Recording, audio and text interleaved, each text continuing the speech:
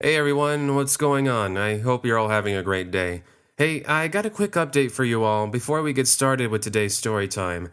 So, for those who don't know, I'm going to be taking some time off from here and I'm going to be spending some time with my family in Mexico. I probably won't be able to get to all your comments and messages, and along with this, I might be taking a week off from uploading videos.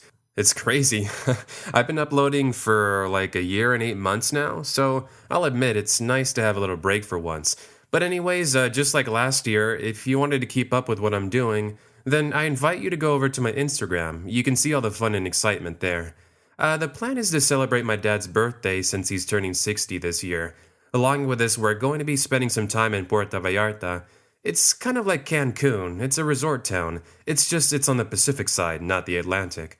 But yeah, I've got some more stories for you, and I know you're going to like them. Along with them, I've got some awesome footage that I took a couple of weeks ago.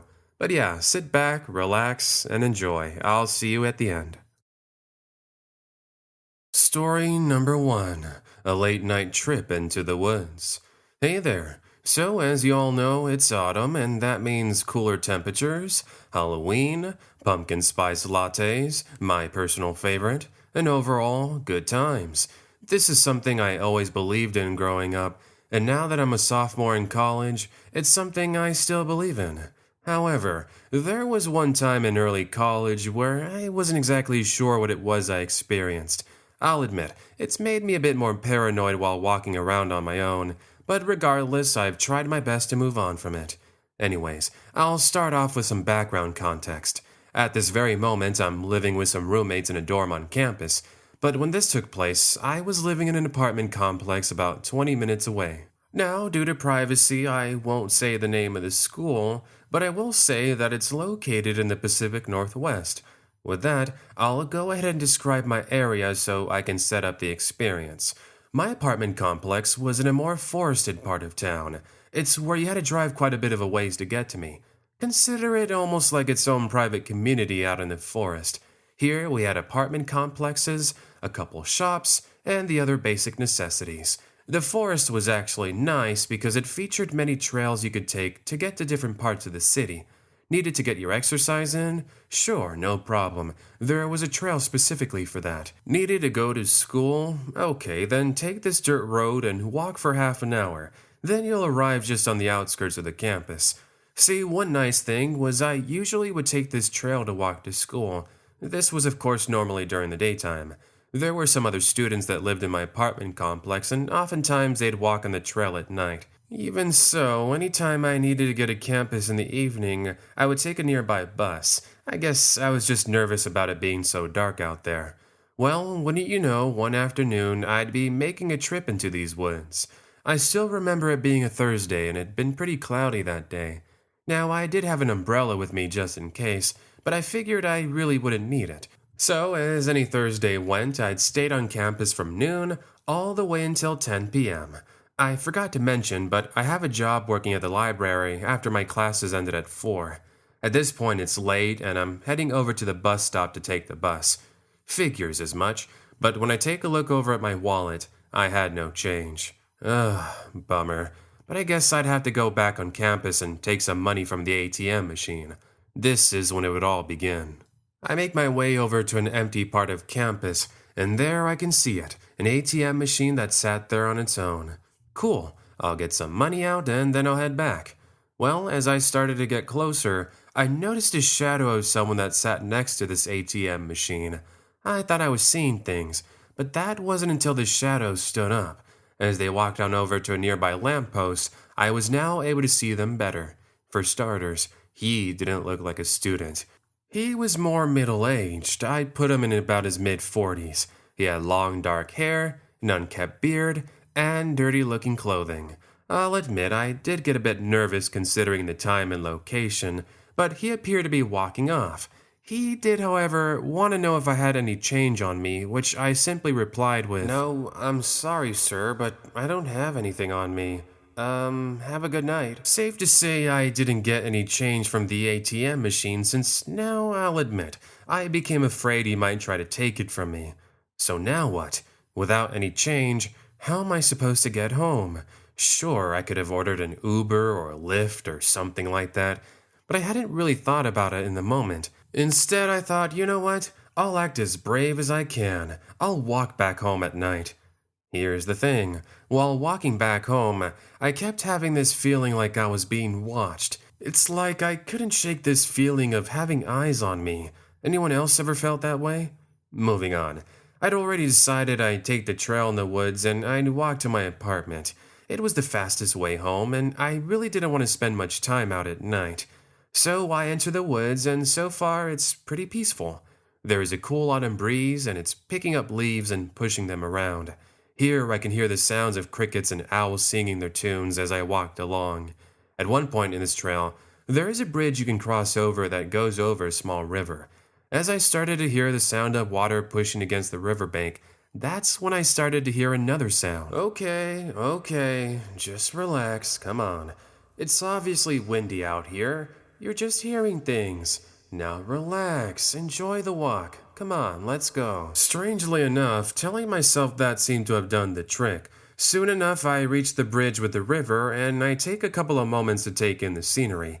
As I looked at the woods around me, that's when I noticed something moving behind some trees.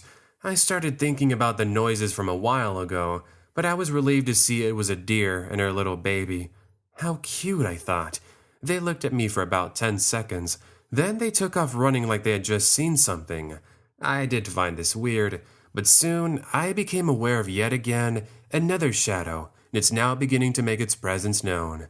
About, I'd want to say, 50 feet from where I'd seen the deer standing, I could now see a figure slowly moving its way over to me. Note that they were still a fair distance away. Here's the thing. Whoever was standing there never got close enough. All I had was a source of light from my phone, so I couldn't really see too far. What I could see, though, is what honestly gave me chills. He appeared to be holding some sort of blade. Yeah, I kid you not. This is when I started thinking that there is something more sinister going on here.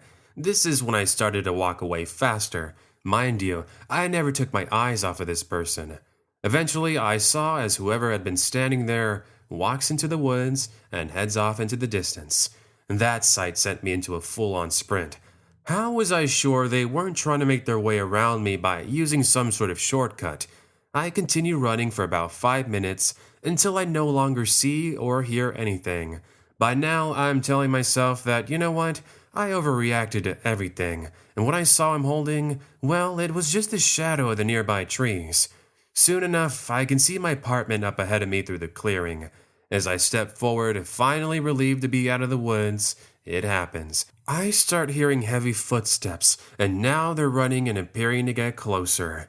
I turn around, and there he is, the man I'd seen on campus who sat by the ATM machine. I'll tell you, I took off running thinking that at any moment it was the end for me. Well, up ahead I see as one of my apartment neighbors was taking out the trash. I yell out and instantly the footsteps behind me stop. Needless to say, I meet up with my neighbor as we watch this guy disappear into the night. That's when I started crying, thinking just how dumb of a mistake I'd made for walking out there by myself. We ended up calling officers, and I did describe the person to them.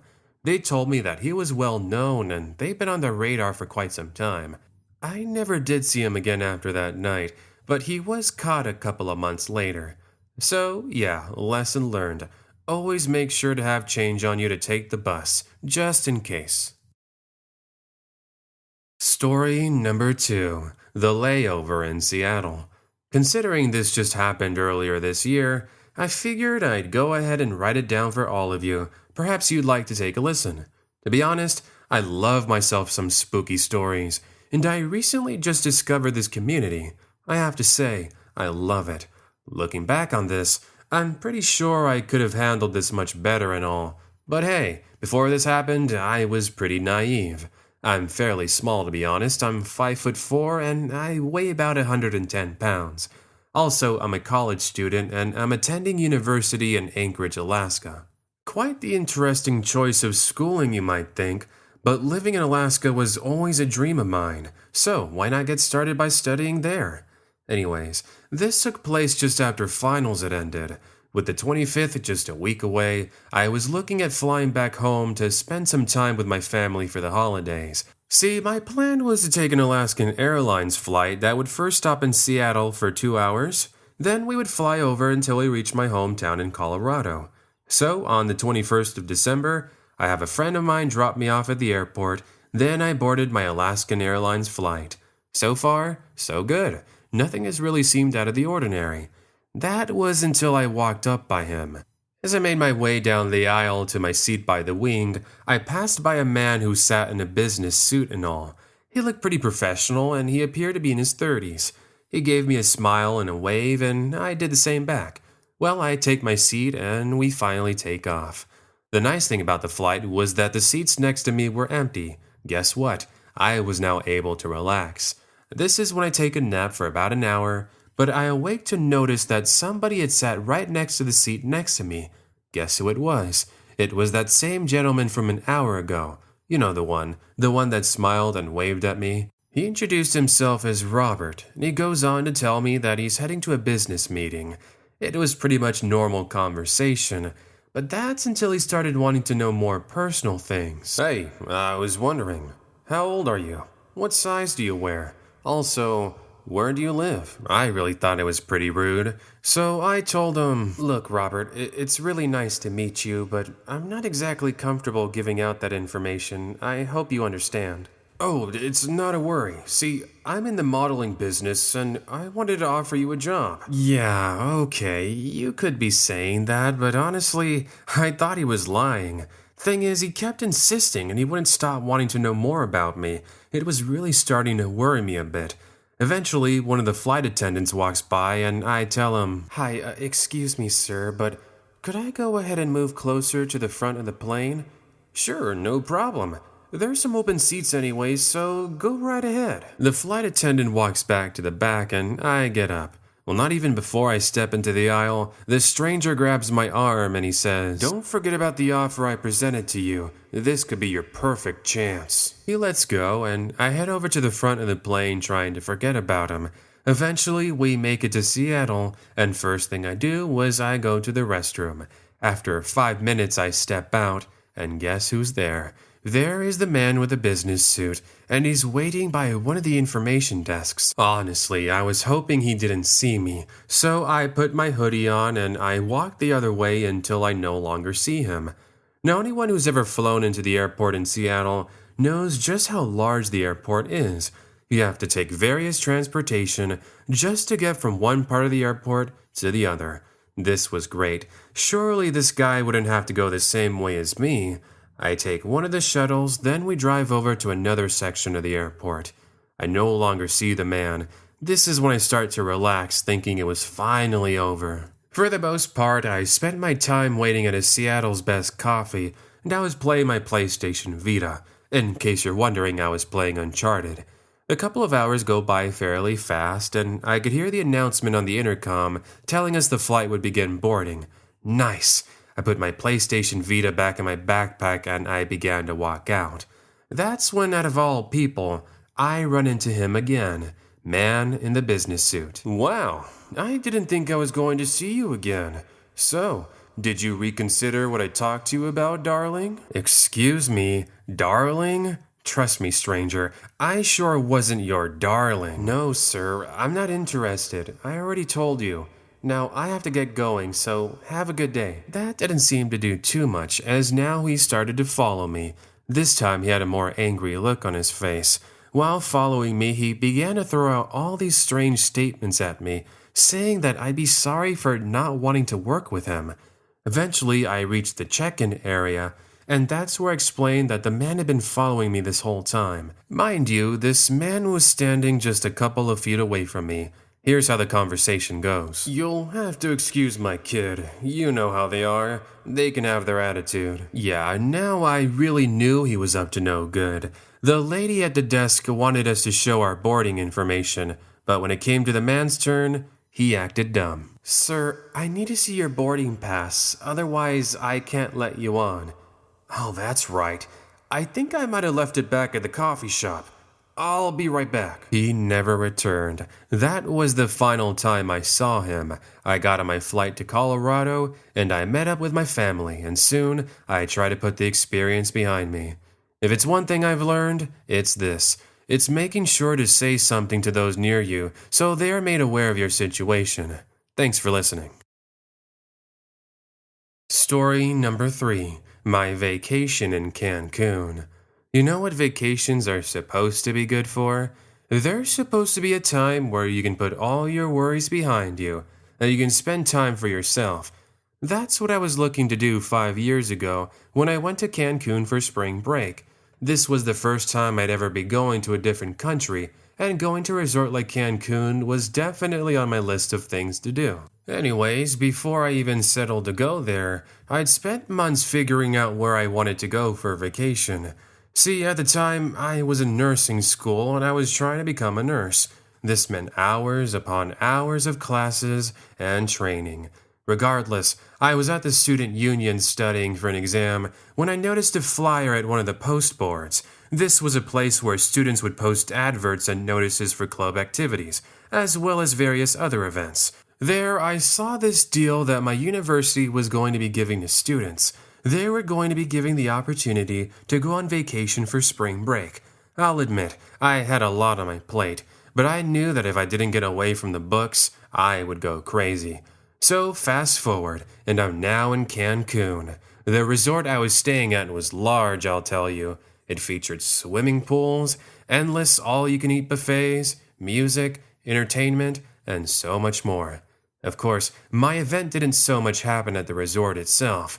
I forget what day of the week it was, but I had decided to go into the nearby town and go check out the sights. That night, the city was throwing a huge festival that featured live music and food stands for miles. I can still remember grabbing some tacos, as well as some freshly made agua de mango, and that's while I walked around checking out the artwork.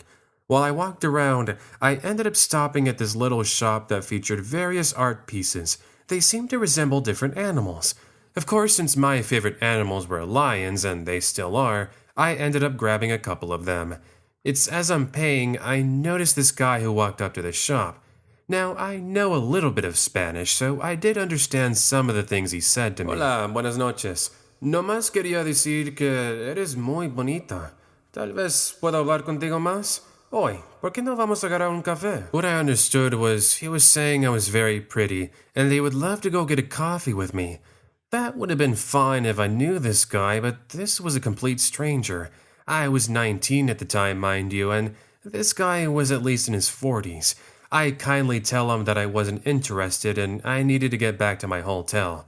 In the English he knew, he says, "Oh, is that so? Which hotel are you staying at? It must be nice." Of course, me being the naive 19-year-old I tell him which hotel I was staying at. I thought it was innocent enough, but I think more than anything, he wanted to know where he could best follow me. So I say my goodbyes and I continue to walk around for a bit. That's before finally deciding to head back to the hotel. It's around 11 p.m. and the city is just starting to get busy. As I leave the major downtown area, the streets started to become quiet. So I'm crossing different streets, passing by different people, and of course of all times, my shoes were untied. I now go to tie my shoe, and when I look up, I notice someone very familiar. Remember the man from earlier who invited me for coffee? Now he was back. I couldn't understand this though. How did he know I was here? I mean, I did see him at the festival, but that was it. Was it possible that he'd been following me without me realizing it? I did think it was weird, so I just passed by him and I tell him to have a good night. I guess more than anything he wasn't having any of that, because he now started to follow me heading the same way I was. "Excuse me, sir, but was there something you needed help with?" "Sorry, I work over this way. I was just going to my house." I wasn't really buying it, to be honest. There weren't even any homes this way. They were all the way back the way I'd walked from. This is when I called him out on it and I said, "Oh, I get it. You must be talking about the homes over there. Yeah, remember, there aren't any homes out here. It's just resorts." He seemed to have acted nervous for a couple of seconds and then he just walked off. Trust me, that wouldn't even be the last of him. I'm now paranoid as I begin to enter the parking area of the resort. With the main building in my sight, that's when I noticed headlights approaching me. I don't mind this too much, but that's until I heard somebody call out, "Get her."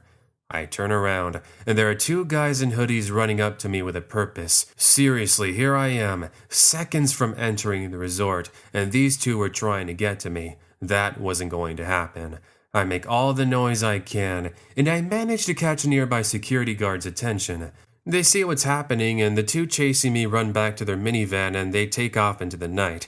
I can still remember all the adrenaline I had as I started to explain what had happened to the security guard. In the end, he warned me about going out late at night on my own, and this wasn't the first time something like this almost happened to someone. Safe to say, if it weren't for the security guard being there at the right place at the right time, I might not even be here to tell this story. Stay safe, my friends, and enjoy your vacation. Story number 4. Unexplained note left on my motel door. This happened back around 2003 when I was in college in Michigan. This one is more on the unexplained end. So I'm originally from Utah, but I'd come to study in Michigan due to having an uncle and aunt that lived out here. My time out there was great, but my encounter didn't occur there. It ended up happening when I took a road trip back home. It was the week of Thanksgiving, and I was going back home to spend time with my mom and my dad. Actually, I had a plane ticket ready to go for the previous week, but since I miscalculated my schedule, I had to cancel. This is where I found myself on the road driving my 1997 Toyota Camry.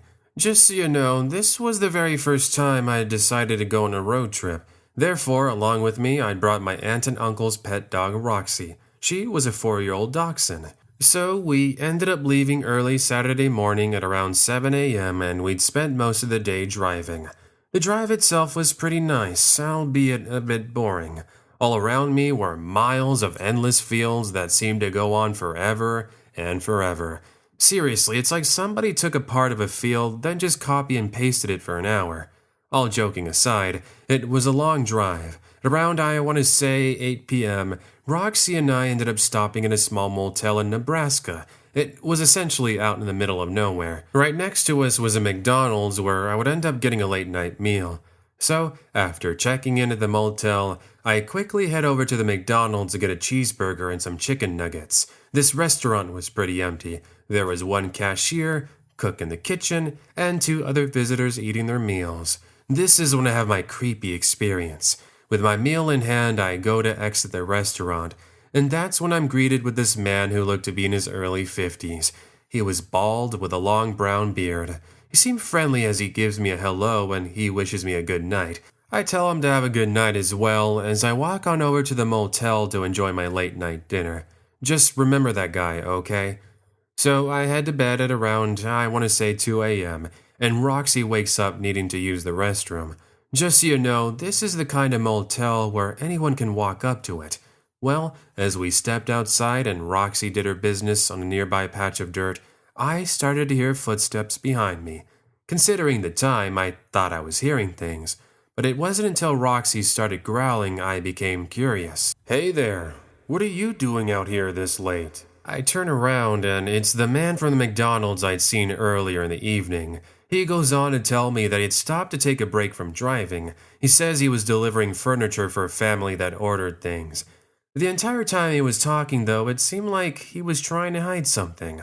What I mean by this was he had his hand in his sweater pocket, and he appeared to be moving something sharp around. Now, I did become aware of this, but as not to escalate the situation, I tried to make friendly talk by saying I was on a road trip with my pet dog, Roxy. Definitely a bit weirded out, but I returned back to my motel room where instantly I closed and I locked the door. Here's the thing. While in my motel room, I kept hearing the shuffling of footsteps just outside. It even got to the point where someone was messing with the front window.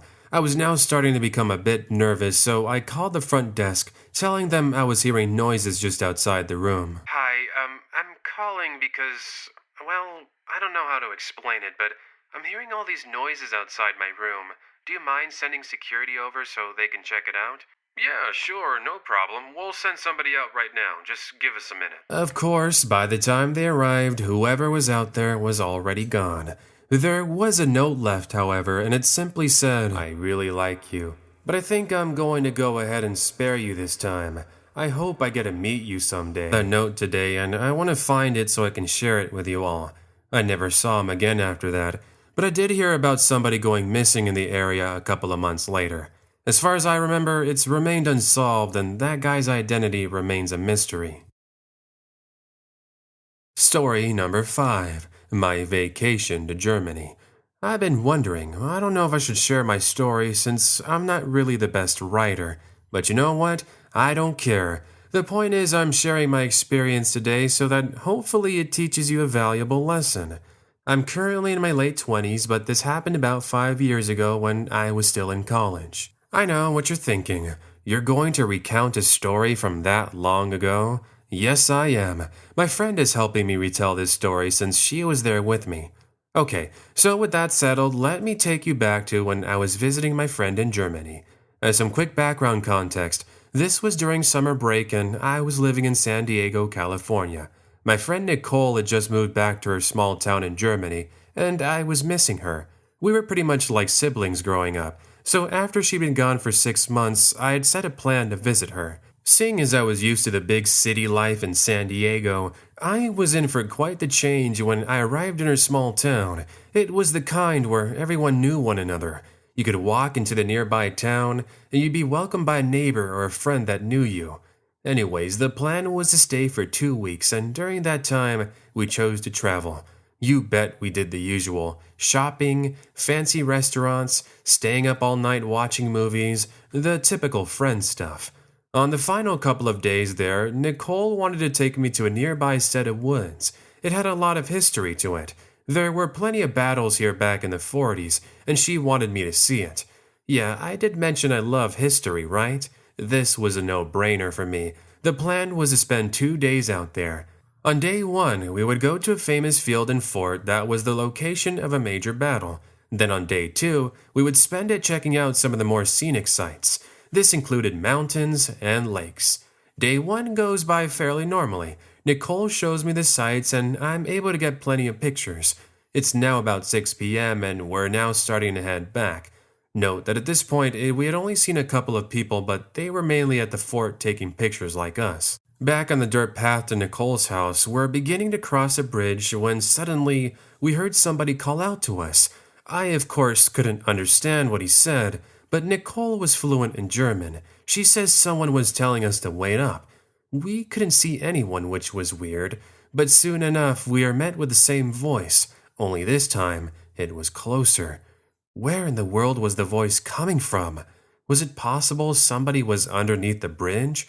I mean, you could park your car there if you wanted to, but why would you do that in the middle of the woods? Wouldn't you know it that Nicole and I look towards the bottom of the bridge and we can see a man standing just outside his dark blue minivan.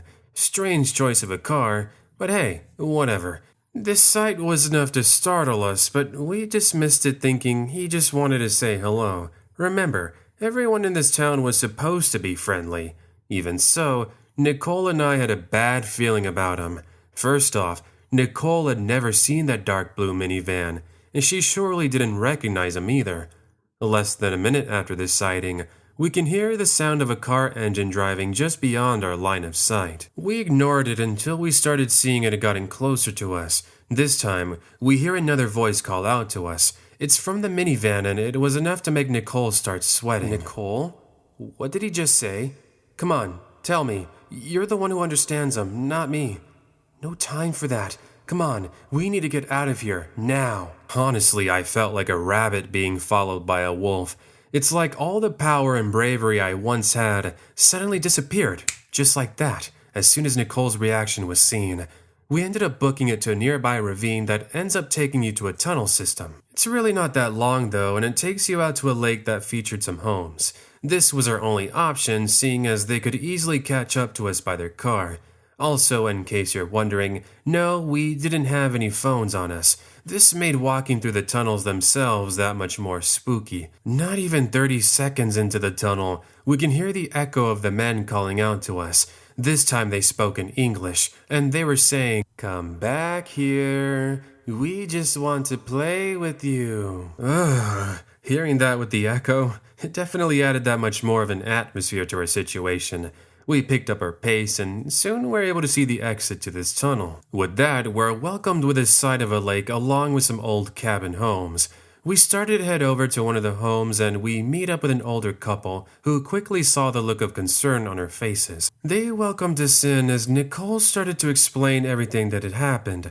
Meanwhile, the older man heads outside to see if he could find the two that had been chasing us, but nothing. No signs of the people, no signs of the minivan, they just disappeared. Well, with that, we ended up calling officers and explaining what had taken place. All they said was they would keep a watchful eye, but I don't really think they took us too seriously. Here's the thing. After I'd returned back home and I was back to my usual routine, Nicole ends up calling me a month later with an update. Hey, so do you remember those two from the woods when you were staying out here? Well, yeah. How in the world am I going to forget that? I mean, come on. It's not like every day you get chased in the woods by strangers.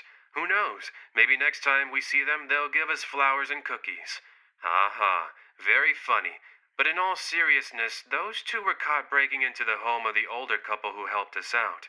Wait, are you serious? Do you think they went in there thinking it was our house?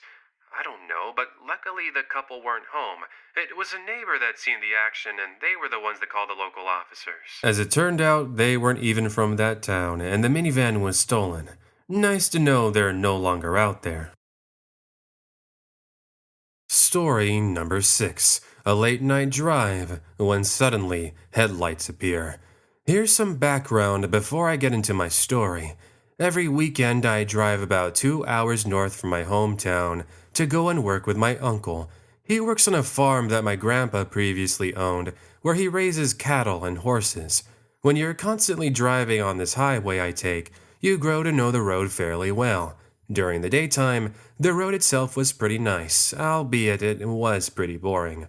You would occasionally see a house peek over the field here and there, but for the most part, you were welcomed by seeing the occasional farm animal or abandoned building. This stretch of road got especially spooky during the nighttime, due to there being a lack of lights. If you did see any lights, it was usually from a fellow driver going down the other side of the highway. Another thing to mention is the fact that you rarely saw any cars take this way. This was mainly due to the fact that there was a faster route you could take. I chose to go down this way because of the trade-off of there being a lack of traffic. So, as I previously mentioned, I drive here during the daytime. My normal plan is to work with my uncle, then return Monday morning. This week, however, I had to work Monday morning, so I needed to be home to get ready. This was the reason I had chosen to leave Sunday night and make the 2-hour drive back home. Phew, I think I got most of the details out. Now let's get on to the actual drive and what happened. This weekend had been like any other. I'd helped my uncle with his farm, and now that it was Sunday evening, it was around 7 p.m. We had just finished having dinner, and we were in the middle of watching Home Alone. That's when I get a call from my manager. Hey, Louie, I need you to come into work tomorrow. We got a bunch of new arrivals, and we need your help to stock the store with all the brand new toys for the holidays. Sure, I can make it. What time did you need me to come in? I need you to come in at around 7 a.m., if that's okay. Thanks. Well, there went my plans to watch all the Home Alone movies. Saddened I wouldn't be able to finish our movie marathon, I let my uncle know my work had called me. You really have to go? Yeah, my boss called. He really needs all hands on deck. Besides, it's almost December. We need to start preparing for the holiday rush. Well, okay. Let me help you get your things in your car. Also, make sure to take some extra food to your parents. That said, I said goodbye and I started my trip down the lonely dark highway. I was actually pretty tired, to be honest. So before I go to the main part of my 2-hour drive, I stopped at a nearby 7-Eleven and picked up some coffee. With that, I put on some loud music to help me keep awake. You see, I was really into All-Time Low, and I still am, and it's what kept my energy up since the coffee wasn't really doing too much. An hour into my drive, and so far I'd only counted 3 cars that were driving on the opposite side. Once I reached a familiar sign that said my home was 30 miles away, I knew it wouldn't take too long. Soon enough, I would be met with the bright lights of the city. Who knew I would have my encounter with some lights sooner than expected? Suddenly, out of nowhere, these bright headlights turned on behind my car. Just so you know, it's not a normal situation where you would see the lights off in the distance. then they would slowly start catching up to you. No, I'm talking literally, these headlights suddenly just came on like that. It's only now I could see an SUV behind me. My best guess was that whoever had been behind me had been driving without their lights. A big no-no, especially when it was dark. I noticed that they were pretty close to me, so I figured perhaps they wanted to get ahead of me. Trust me, I might have not appreciated the way he got my attention, but I know what it's like to be in a hurry. I move over to the other lane, seeing as there were no other cars. Again, a big no-no, and I try to let him pass me. This is the part where you would think, okay, awesome, this car let me pass. Now let me go ahead and just continue driving and get to where I need to go. Nope, that never did happen. Instead, they moved over to the lane I was on, and they continued to stay near my bumper. Oh, I get it. This is like those times you're walking down the hallway at school and you bump into someone. One of you tries to move to the side to let the other pass, only for them to do the same. What happens next is a series of dancing back and forth a couple of times before one of you decides to stay still and let the other person continue. Okay, so maybe we weren't in school, but you get my idea. I wait for about 10 seconds, waiting for them to move back to the other lane, but still, nothing. Well, then what does this person want me to do? I mean, if you wanted to look at my car that badly, then just take a picture of it and move on with your life. Either way, I decided I was having enough of this guy. I slowly started to stop my car to see if perhaps this would get him off of me. It seems to have worked, as he starts slowing down as well as getting further away from me. Oh, thank goodness. Awesome. Now that he's a fair distance away from me, I can continue home and get in my nice comfy bed. Man, I can't wait. Guess what happens next? They suddenly turn their lights off and I'm no longer able to see them. My best guess was it was just some random person trying to mess with me. It's only now that they got bored. Regardless, I soon take the exit into my city. Of course, of all times, there is an accident near the exit, so there are officers helping out with the control of the traffic. Soon enough, I make it past the intersection, only to be welcomed with a familiar sight in my rear view mirror. What looks to be like the same SUV suddenly appears in my mirror. It starts to inch its way closer to me. If this wasn't bad enough, I was approaching my neighborhood. Obviously, I didn't want this guy knowing where I lived, since by the looks of it, he had bad intentions. At this point, I can feel all the adrenaline in me telling me to go straight to the police station. The only problem was, it was on the other side of town. It was at least a 15-minute drive away. So instead, I decided to drive down an alleyway where I thought I could lose him. Before you say anything, yes, not the smartest idea. But I was hoping I could lose him here, seeing as there were multiple turns and exits. It works, because I'm able to catch him off guard by going down a part of the alley that had barely any lighting. I now turn around and I can no longer see the car in sight. With this, I decided to drive over to a friend's house and park my car inside the garage, seeing as I don't have one. I've never felt so confused in my life. I'm not sure why the person in the SUV did that, but I'm happy to say it hasn't happened again. I do have a question for you. Has anything like this ever happened to you? It'd be interesting to hear your experience, so let me know. Story number 7. Don't mind me, I'm with a pool company. This just took place a week ago, and I really don't know what to think of it. Let me get started. I'm 16 years old, and I was staying at home due to being sick. Well, that's kind of a lie. You see, I pretended to be sick since the new Spider-Man game had come out for the PlayStation. I really wanted to play it. But the thing is, my parents said I couldn't play it until the weekend. Therefore, I ended up waking up early in the morning and warming up a warm towel and then placing it on my forehead. When I called my mom over to my room, I threw the wet towel underneath my pillow and I told her I had a fever. She ended up believing me, and that's how my day had started. Yeah, I know, you don't need to tell me what I did was bad. Hey, in my defense, I had all my homework done, so what was missing one day of school to be a superhero such a bad thing? Well, it's not that missing school turned out to be bad. It's what happened when I was home alone that was all bad. Okay, so most of that day I'd been playing my new Spider-Man game. I had my chips and soda, and I was playing for hours, really getting into the campaign. At around, I'd say, 1 p.m., I started to hear my 2-year-old Chihuahua mix barking. She always barked at everything, so I ignored her after she stopped 30 seconds later. Chances are it was just the mailman delivering the mail.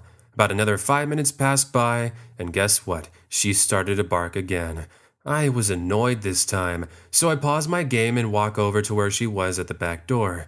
I guess more than anything, she needed to go outside and use the restroom. Well, as I'm about to open the curtain to take a look outside and open the door, I'm able to see a man wearing one of those outfits that you see technicians wear. He was walking in my backyard. Instantly, I close my curtains and I take a step back to think, wait a minute, why in the world is there some random person in my backyard? Don't tell me my dad's home already. I quickly take a peek through the curtains, but rest assured it wasn't my dad, as this guy had a long ponytail. My dad didn't have one. Oh, I get it. Dad must be having somebody cleaning the pool today. That explains why this guy is in the backyard. But then again, why didn't Dad tell me somebody was coming by? I'm thinking all of this is a bit weird, but I ignored it as he probably thought no one was home. I returned back to my room and returned to playing. 5 minutes went by, and I'm able to hear noise just outside my window. See, there is an entrance you can open in order to get into my backyard. That's what I was hearing. I slowly open my curtain. I can see this guy just walking out of the backyard. Here's the thing. He was walking out with my dad's expensive motorcycle. I knew now this guy wasn't a technician, so I opened my window and I said, "Excuse me, sir, but was there something I could do for you? Why do you have my dad's motorcycle?" Yeah, he was confused by my sudden appearance. He suddenly drops the motorcycle and stumbles to think of something to say. "Sorry about that. I was just moving your dad's motorcycle so it wouldn't get in the way of my work. Don't mind me, I'm with the pool company." I wasn't buying it one bit, and he could tell as well. Without saying another word, he runs to the front of my house, where I managed to catch him just getting into his van and taking off. First thing I do was I called my dad and told him what had just happened. Hey, son, what's up? Are you feeling any better? Yeah, Dad, I'm okay, but I had a question for you. Yeah, what is it? Was there somebody coming out today to clean the pool? Well, as far as I know, no. Why? Well, you see, somebody came by and they were trying to take your motorcycle. The guy said he was moving it out of the way so he could work on the pool. He told me he was with the pool cleaning company. Yeah, and there's no way that happened. I'll call the pool company and I'll tell them right away. In summary, my dad called the pool cleaning company, and just as you expected, there were no records of an unmarked van nor an appointment for cleaning our pool. In fact, the next appointment wasn't for another 2 weeks. We ended up concluding that he was only pretending to work for them so he could have an excuse to steal my dad's motorcycle. I'm not sure what to think of it, but we haven't seen him around since. Story number 8. Our walk home from school. Growing up in Basildon, Essex, you never really heard of much happening. It's pretty quiet here, to be honest, and now that I'm 27 living on my own, I can safely say that not really much has changed. However, there was one time about 10 years ago when I was out late with my sister. We were 17 and 10 respectively. So, to set the scene, I remember a time I was in charge of picking up my sister up from her basketball practice. She usually would be out by 7 and afterwards we would go get some ice cream. This is a Friday tradition that we still keep today. Anyways, this was normally done by driving. However, on one occasion, I was without a car due to the fact my car was getting work done on it. No big deal. It was a bit of a walk to my sister's school, but I enjoyed the exercise. So it was once again Friday evening and I'd picked up my sister from her practice. We are now beginning the 30-minute walk back home. While doing so, we figured we could walk to the park that's in the middle of our town. It acted as a shortcut and it's a great way to see something different, other than just the endless buildings. This park was about 10 minutes away from where we currently were. To get to it, you would have to walk a pathway that went behind some small businesses. There's a neighboring underpass which had a main road on top. As expected, my sister and I decided to take the underpass to get to the park. That goes fairly normally as expected. We were now in the park where my sister stopped to feed some of the squirrels with her leftover ice cream cone she had. As I stood there waiting for her, I began to hear rustling in the nearby wooded area behind me. I didn't think of it at first. I was thinking perhaps some squirrels were coming out to get some food. After a bit, we exit the park and started to walk into the nearby shopping center. It's here we saw this tall, heavy-set man who stood by a street lamp. From the looks of it, he was reading a newspaper. My sister and I didn't mind him too much as we passed him by and we continued on our way. Here's the thing though, as my sister and I were walking, I couldn't shake the feeling to take a look behind me. It's like for whatever reason my brain was saying, you need to turn around and look right behind you because you need to see what's there. If that wasn't enough, the sight I see next surprises me. The man we had seen at the shopping center, he was now making his way closer to us with the most sinister smile you would ever see. My sister hadn't noticed him yet, so as not to make her nervous like me, I said, "Hey, let's race back to the house. First one to get there, they get to have the last piece of pie Mom made." I didn't even get to finish my sentence. She takes off running like a cheetah. I do the same and turn around, and I can see the man is trying his best to catch up to us. This continues on for about a minute before he finally stops and just stares back at me. The worst part was there was a point where he got close enough where he could have almost grabbed one of us. Regardless, when we got home, we were both exhausted. Mom and Dad were in the kitchen getting dinner ready, and when they saw us, they said, "What? Don't tell me. You two were that hungry, you came running all the way home just to see what I was making. Well, don't worry. I made your favorite, spinach and broccoli." Never mind the idea that wasn't our favorite. We tell them about what happened, and immediately, my dad heads over to the front window. As we join him, we can see the man staring at our house from the distance. It's only now I explain to my dad what had happened, and he ends up calling police. Of course, we never saw nor heard about him ever again. Story number 9, a library experience I won't forget. I'm a college student who works at my local library. It's about a 10-minute walk from my house, so it was a pretty nice summer job while I was still going to college. Anyways, it had been like any normal workday. I'd help people check out books, or I would be reading on my own. Considering it was summer vacation, the library pretty much sat empty. The people you would see here were usually older people. They came to take advantage of the free air conditioning. Not that I could really blame them, though. I mean, come on, who doesn't love free air conditioning? So, just like I mentioned, this afternoon was pretty empty. The last person I helped out was about 2 hours ago, and I sat at my desk reading a Harry Potter book. At one point or another, I had my break at around 6 p.m., so I step outside to eat some of the leftover pasta I made in the morning.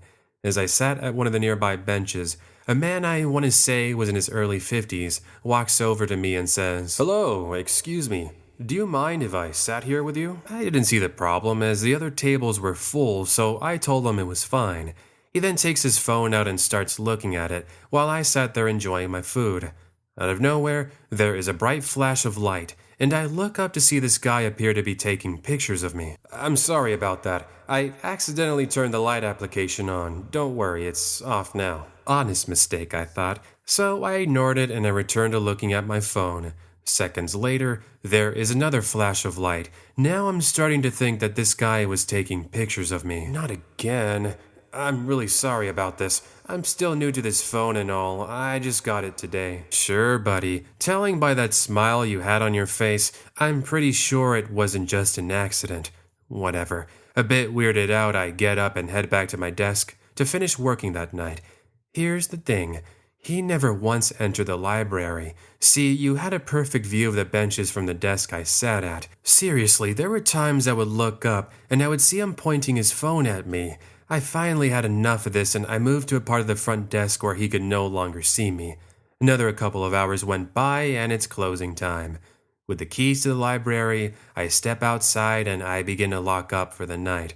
That's when I hear a familiar voice calling out to me. Guess who's back? Yep, camera guy from earlier. I'm actually starting to get nervous at this point as he starts walking closer to me and saying, "Nice. Now that we're alone, we can go ahead and have some fun now." The way he said it, I'll never forget it. He had the most mean eyes I've ever seen in my life. It's like at any moment he was going to jump at me. I lied about my phone not working. I did take pictures. and I can't wait to put them on my computer. This was when my heart started racing, so just like that, I take off running to the nearby police station. Luckily for me, the station was just around the corner, a nice benefit of working here. As expected, he doesn't follow me the whole way, but I enter the station in absolute shock. You can imagine the lady working at the front desk was super confused at why I was acting so paranoid. You have to help me. This man, his phone, the pictures. Okay, calm down. Take a deep breath and try to relax. Now, what man are you talking about? This was when I go on to explain what had happened, and from my description, they were able to match it with somebody who was apparently doing the same thing in another city. One thing leads to another, and they find him and question him. Soon enough, they are able to take him away. Regardless, the whole thing has made me more cautious of my surroundings. Hey everyone, back here yet again. Thanks a lot for stopping by and taking the time to listen to the stories. It's really a pleasure and absolute honor to have you here. Tell me, which one of these spooky tales was your favorite? Let me know down below. Also, if you have your own experience you wanted to share with me, then why don't you send it on over? You can find the email to do so in the description down below. And who knows, maybe your story might get featured in a future episode of the show. But with that, it's everyone's favorite time of the video. It's question time. So, what do I have for you today? Well, in the spirit of vacation, we will go with this. Have you ever gone on vacation? And if so, where did you go? For those of you who have been following me since I first started doing narrations, then you know I took a vacation in Mexico around this same time of the year.